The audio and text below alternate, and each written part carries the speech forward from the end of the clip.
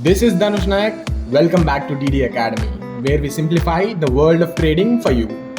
In our last episode, we laid the foundation by exploring the basics of financial market trading.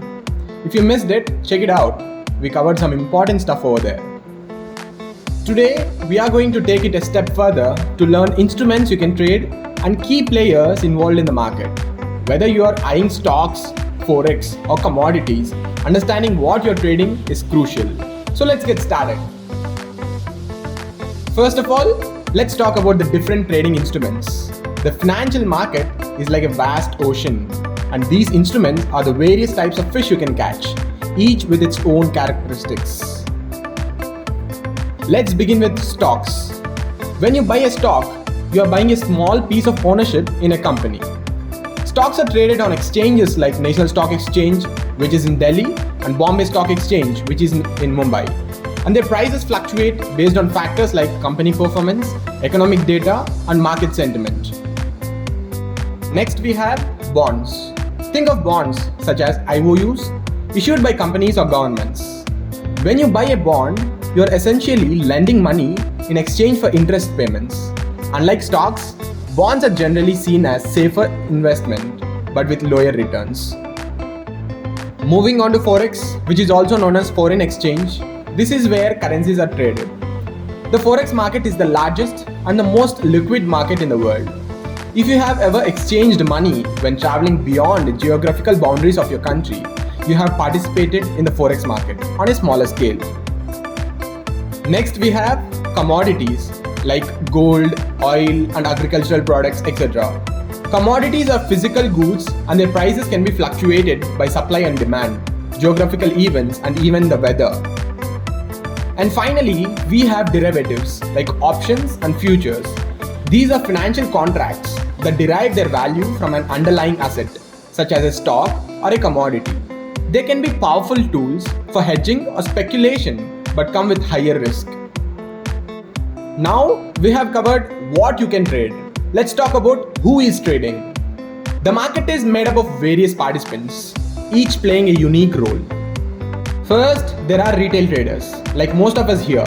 Retail traders are individual investors who buy and sell securities for their personal accounts. With the rise of online trading platforms, it's easier than ever for anyone to get started in the markets. Then we have the bigger players, institutional investors. These include hedge funds, mutual funds, and pension funds, which manage large sums of money. Their trades can move markets due to the sheer volume they deal with. Market makers are another key players. These are firms that provide liquidity by being ready to buy or sell a particular asset at any time. They make sure there is always someone on the other side of a trade. And of course, regulatory bodies like the SEC in US or SEBI in India ensure the markets runs smoothly and that participants play by their rules. So here comes the question.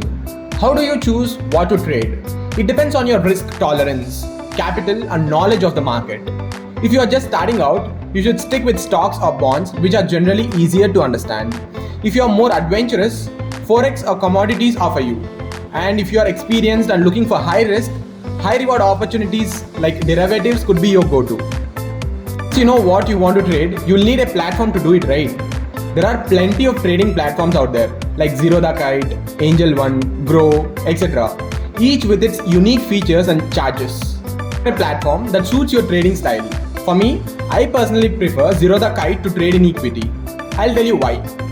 Approximately 9.6 million people are actively trading online, out of which 6 million people trade in Zerodha.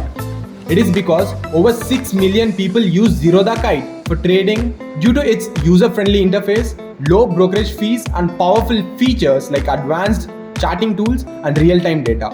It also offers seamless mobile and web access, making it a preferred choice for both beginner and experienced traders in India.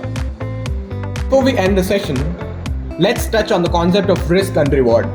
Every trade involves some level of risk, and understanding the risk-reward ratio is key to long-term success.